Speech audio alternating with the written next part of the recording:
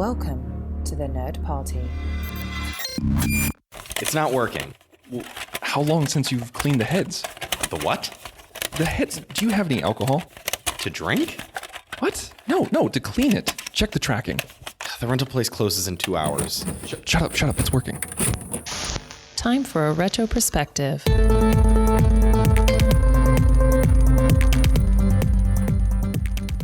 Hello and welcome to Retro Perspective, the show on the Nerd Party where we take a look at all the movies released 25 years ago this week. I'm Mike. I'm a scenery chomping John. And today we are going to be discussing the movies which were released on December 2nd, 1994. Woohoo! December 2nd. Yes. Yeah. Only 3 movies released this week.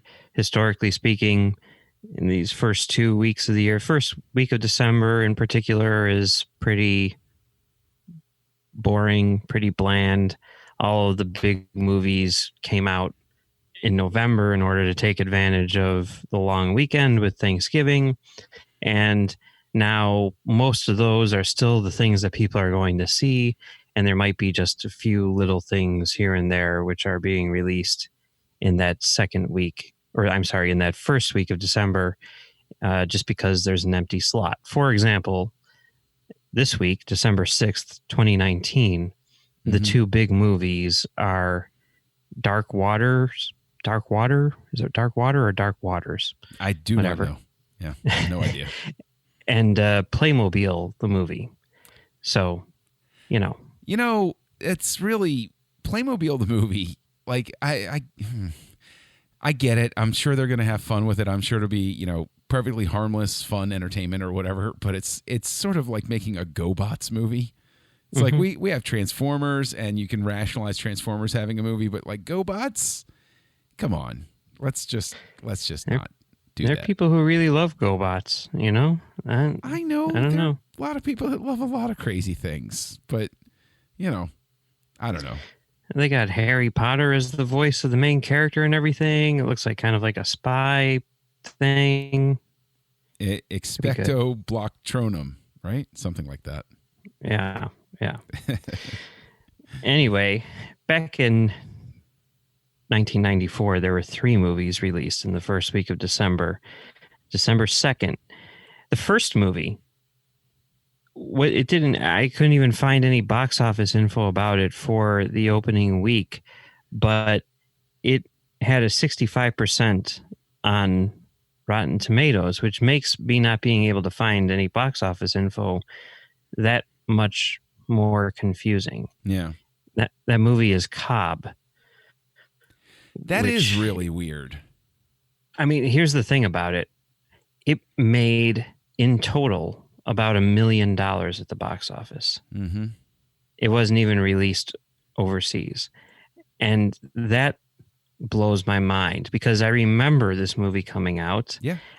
I mean, I can see it not being a box office hit, but like 65%, that's not like it's being panned by the critics.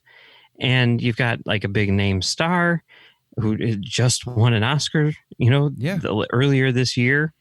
And it's got, I mean, it's a recognizable character, and it's from the director of Bull Durham, which is another beloved baseball movie. It seems strange to me that this movie completely bombed. It was also, I remember the build up to it. It was basically Oscar bait. Yeah. It was released sort of the same way that, although this wasn't Oscar bait, but a similar sort of vibe from, there was that Denzel Washington movie, John Q, that got released. That was sort of like hard on the heels of all of the buzz for Training Day.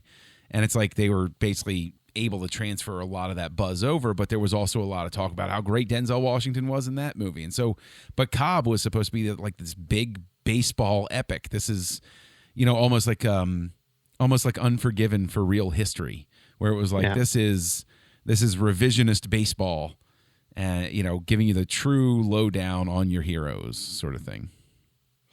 Yeah, and I was into baseball a lot at the time, but I was a little too young to see the movie, and it was one of those things where I remember it coming out and being like, "Oh, Cobb," and like telling like my dad, who's a huge baseball fan, like this movie Cobb is coming out, and he was like, "Yeah, I don't care," and I think part of it is because Ty Cobb was such a jerk. Everybody hates him, right?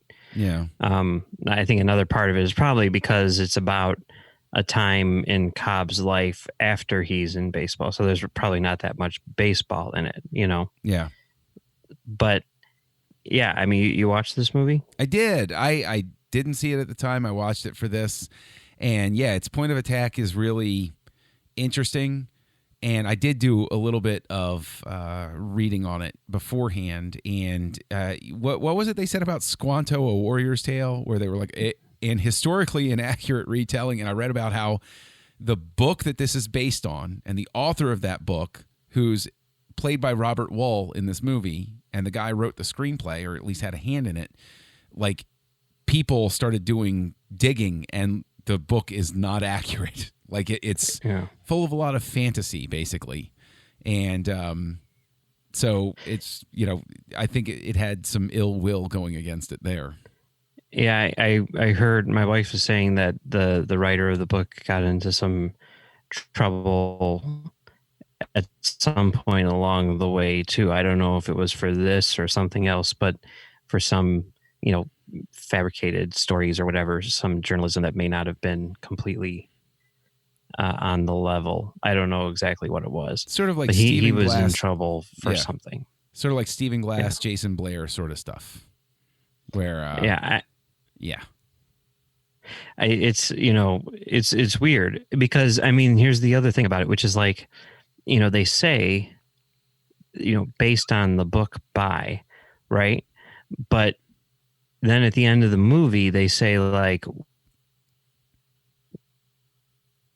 well, he wrote the book to be what Cobb wanted it to be, which is not what we're seeing on the screen. So it's almost like this is, I mean, it's weird for one thing to have a movie which is about the writing of a book that it's based on, but also if that's not what the book is about, then is it really based on that book? No. I don't know. No, it's weird. Trying to have your cake and eat it too, and it just doesn't work. It just really doesn't work from that aspect. But like, have you seen the movie? Did you watch it for this, or have you seen it before? Yeah, I did watch it for this. I hadn't seen it before. Yeah. I'm curious as to what you thought of it, because I know what I thought of it, but I'm very curious as to what you thought of it. Well, first of all, if you rent this on iTunes, at least, it's in the wrong aspect ratio. Yep. So that's fun. But if we look beyond, and the transfer is terrible, but if we look beyond that, I didn't think it was very good. I mean, I was really anticipating this one because I like Ron Shelton as a director, and I like baseball, and I didn't really know much about Ty Cobb aside from the fact that everybody hated him because he was so vicious, Yeah. He was like someone who, like they say in the movie, like is known for sharpening his spikes and everything. And I mean, I don't know how much of that is true, but certainly that reputation comes from somewhere, right? Yeah. So, but at the same time, he's a really great baseball player, and it's just one of those weird things. You look at the poster for this, like, and I vividly remember the poster, which is just like a headshot, like an extreme close up of Tommy Lee Jones, like smoking a cigar. And you think, oh, this is going to get, really deep into the psychology of this guy and everything like that. And then you see it. And I mean, this whole movie seems to kind of like hinge on Tommy Lee Jones's performance, right? Mm-hmm. And like, like I remember when I was, 15 years old, and a huge fan of The Fugitive, and I heard that Tommy Lee Jones was cast as Two-Face in Batman Forever. Yeah. And I was like, that is great casting. like he is going to completely nail that role. I can definitely see him as Two-Face. That's going to be epic, right? Mm-hmm. And then the movie comes out, and basically he's just trying to out Jim Carrey, and you can't out Jim Carrey, so why are you even trying, right? Yep. This movie seems like he's doing the same thing. He's going, and I guess I didn't realize this. I should have, but this is something that Tommy Lee Jones does. I mean, he did it in Natural Born Killers, and it makes sense in that movie, right? Because that movie is completely insane, and everything in that is like that, right? That completely over the top performance. And he does it in Batman Forever, which, okay, that movie's kind of like that too. This movie's not like that, really. I mean, there is a bit like the whole driving through the snowstorm thing, right? But his performance in this is insane, completely over the top, larger than life. And I mean, yeah, maybe that's a reflection on the character of Ty Cobb, but geez, bring it back just a little bit so that we can actually believe that this is a person and not a cartoon. You know what I mean? Yeah, I totally do. I think that the first hour of this is an experience of what the hell is happening, because your reference to Two-Face is spot on, because that was there's some scene where he's yelling at Robert Wall, and I all I could think of was blind stinking doodah luck. And I was like, oh, wait, Batman Forever comes out next year. But then there's this span in the back half of the movie that sort of does tone it down. It's almost an odd experience. I have a great affection for the movie Carlito's Way. But one thing that's very notable about that movie is Pacino is really, you can tell how he's, when his head space is in the acting, when he's got his head in the acting game sort of thing, or even with Heat, right? You can tell what's filmed earlier and what's filmed later, because like the later stuff is all really subtle, great Pacino, well done for a man film sort of thing, and then there are a couple of other scenes peppered throughout where he's like, "Give me all you got, give me all you got," and you're like, oh, okay, this is like the first day of shooting or something.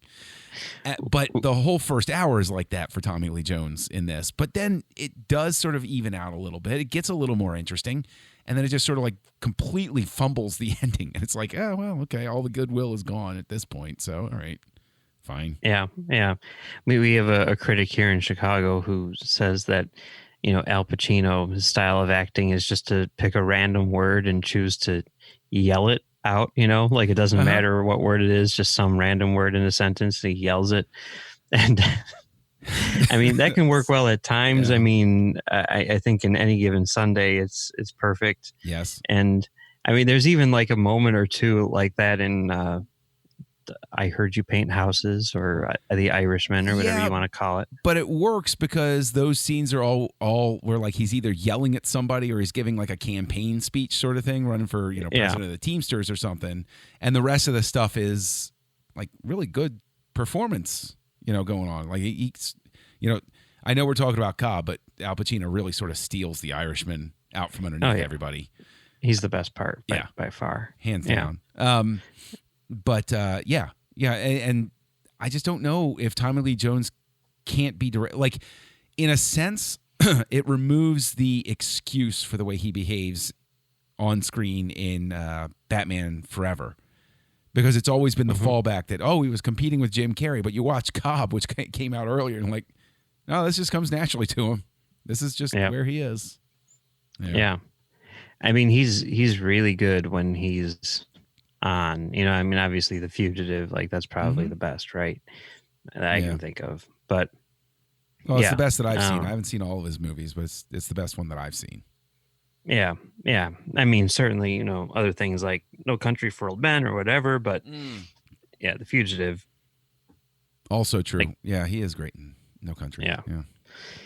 I don't know. It's weird. But this movie just didn't. I mean, it's not just that. I mean, the whole thing is over the top. I mean, the entire time. And again, I don't know. Maybe this is how it was, or maybe this is, but like this dude's constantly like firing off like like a handgun, like to the point that you don't even, you're not even shocked by it, when you get to Yeah. the end. It's just something that they're doing, and it's like, what's going on, and why are we watching this? I don't know. It did not work for me. There's also, I mean, look, I'm trying to take nothing away from the guy. He'll always be Alexander Knox to me in, 1989's Batman, but I don't think that Robert Wall has what's necessary to be the glue for a story like this. Like he can't hold this picture together, and you need somebody in that role that's going to hold the whole picture together. And I don't think he manages it. I also think, to call even more of that stuff about, what's historically accurate and what isn't, anything where he's not present for it is so obviously it has to be some sort of fabrication, because it's like, you weren't there. How would you know? And I'm referring in specific to the scene with Lolita Davidovich in the hotel room, right? It's really weird because it's very easy for people nowadays to say, oh, well, people were okay. What happens in that scene is so uncomfortable, and Cobb is so unrepentant and all of those things that you see that, and it's not like the guy has changed, like he was an a-hole and he changed. This is evidence that he never changed. And so it's a lot harder at the end of the film to be like, well, we're all complex people. And it's like, he seems to be worse than most people, and he hasn't learned anything by the end of his life, sort of thing, No, yeah. I mean, that's definitely true. I mean, like the whole time when they're going through at the end and they're like, well, I'm not going to say this because, it would make him feel bad, essentially. Right. And it's like, what, what are you talking about? Like, this is not, a redeemable character, really. It's not.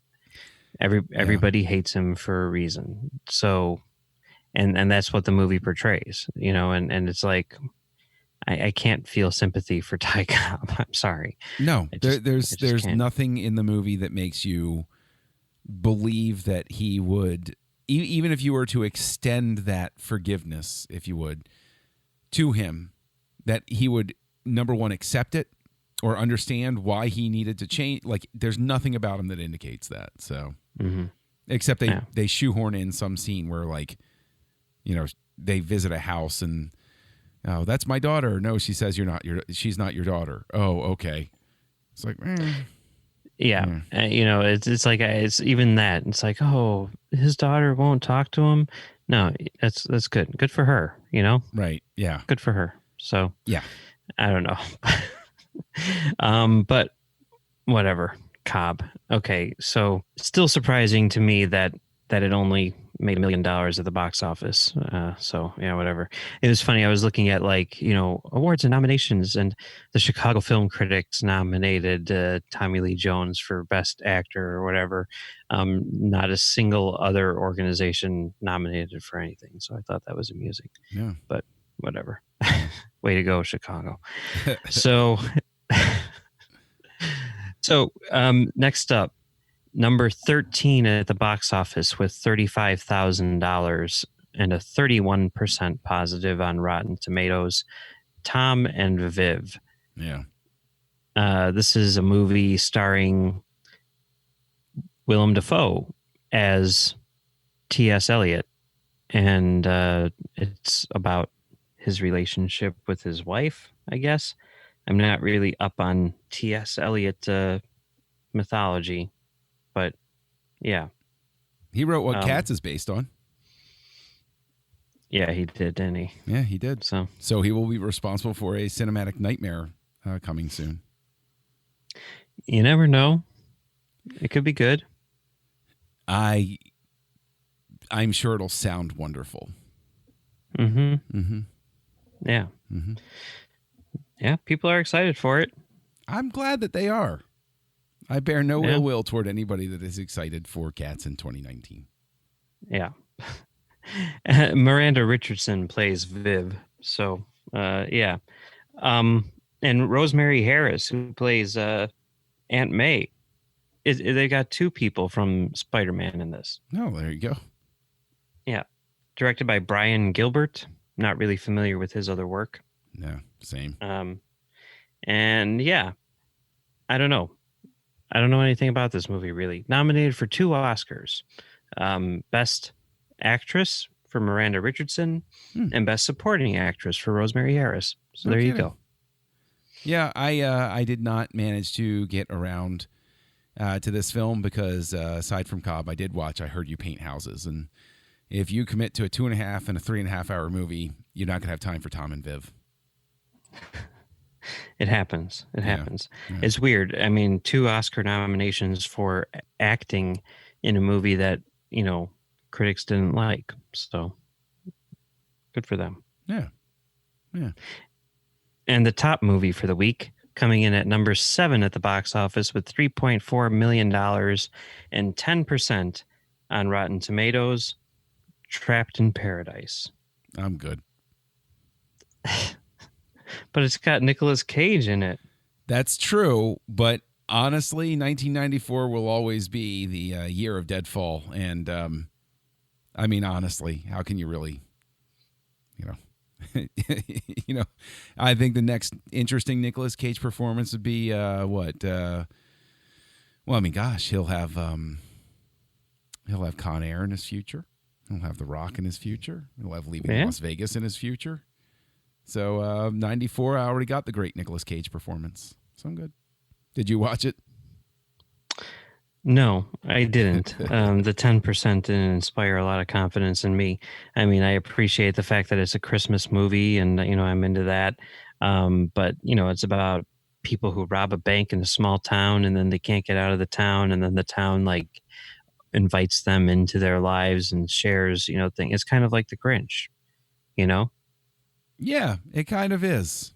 Yeah. Except with bank robbery. Yeah. Yeah. But this is interesting. And I'm just putting the pieces together now here. Uh-oh. Okay. So it's Nicolas Cage, John Lovitz, and Dana Carvey. Yeah. And the movie was written and directed by George Gallo, who George Gallo was one of the writers on Bad Boys. He's the creator of Bad Boys, right? He wrote the original script. Okay. And then someone, 3 other people rewrote it. But he came up with the original idea for Bad Boys.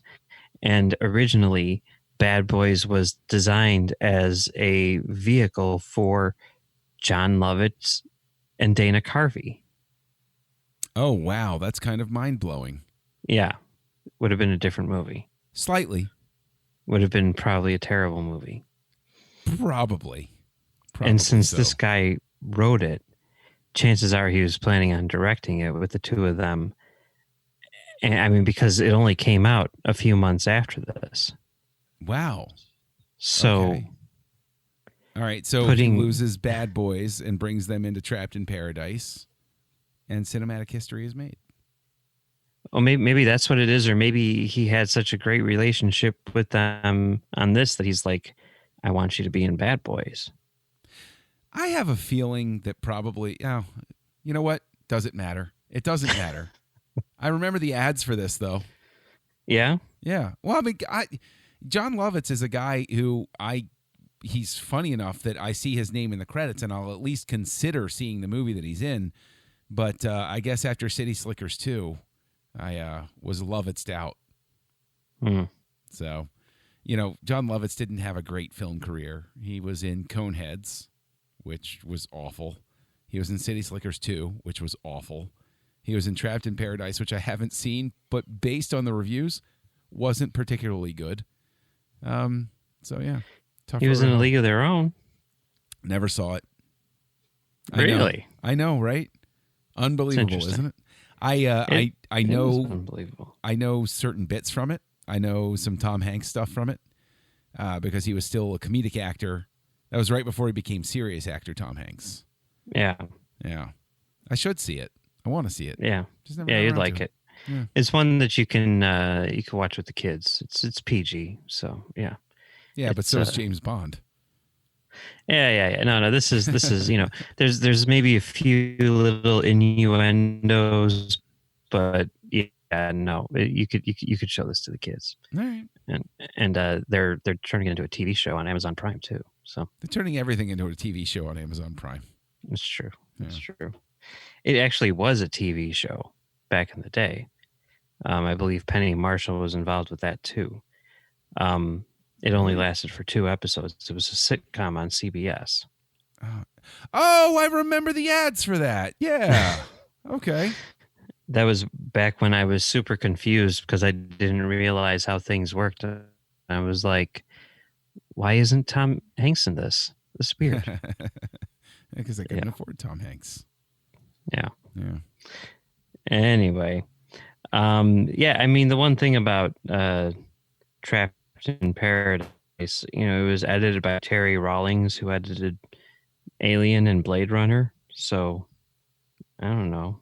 Maybe that's worth checking out. Sometimes I wonder with editors, because see those names pop up where it almost seems like it's when a lawyer does pro bono work, like it's like the union is like, no, you got to go work on that one. It's like, all right, fine, fine, but I get another masterpiece after this, right? Yeah.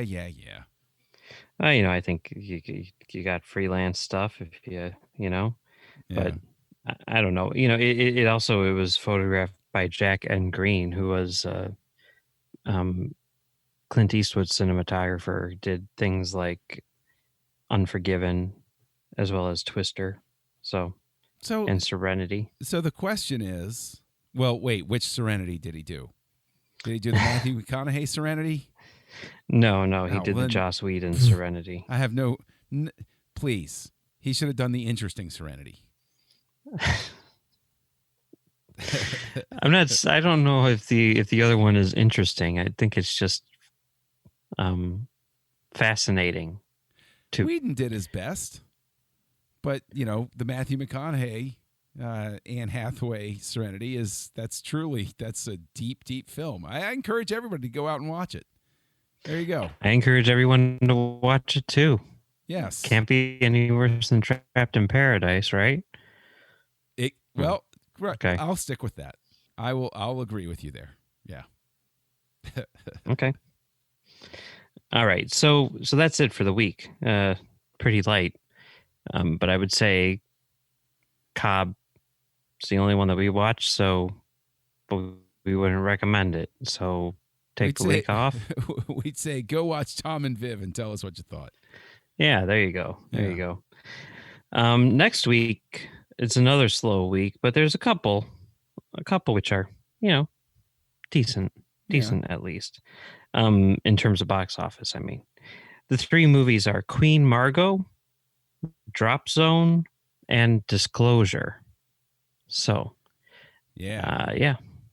I saw one of those in the movie theater. Oh, yeah? Yeah. I'm guessing it's probably Drop Zone. Nope. Interesting. There you go. And I guess it was Queen Margot.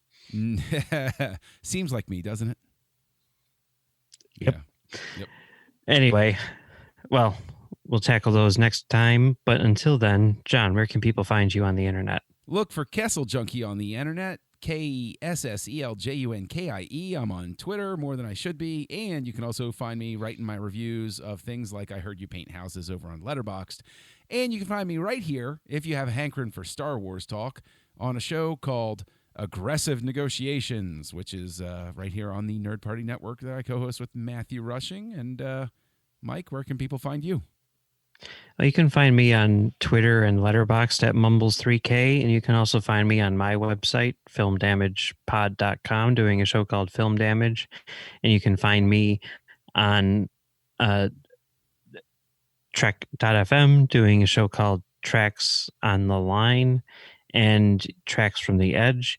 And you can also find me very soon, December 14th or 15th, on Talk Film Society on a show called Bayhem, where we're going to be talking about all of Michael Bay's movies, including Bad Boys. Yes. So be sure to check that out. Yeah. So that's it for December 2nd. We're coming up very, very quickly on the end of the year. And yeah, it's exciting times. Thrilling. Exciting times. Thrilling. Yeah. Need to see about catching up on some of the stuff that I missed. I don't know. Like Hoop Dreams, Leon, And some other things. And be on the lookout because we have a super secret Lost episode that will be unleashed sometime between now and the end of the year. Oh, there you go. Yeah. Okay. Special bonus episode for everyone. Yeah. Yeah. So until then, be kind, rewind. Join the revolution. Join the Nerd Party.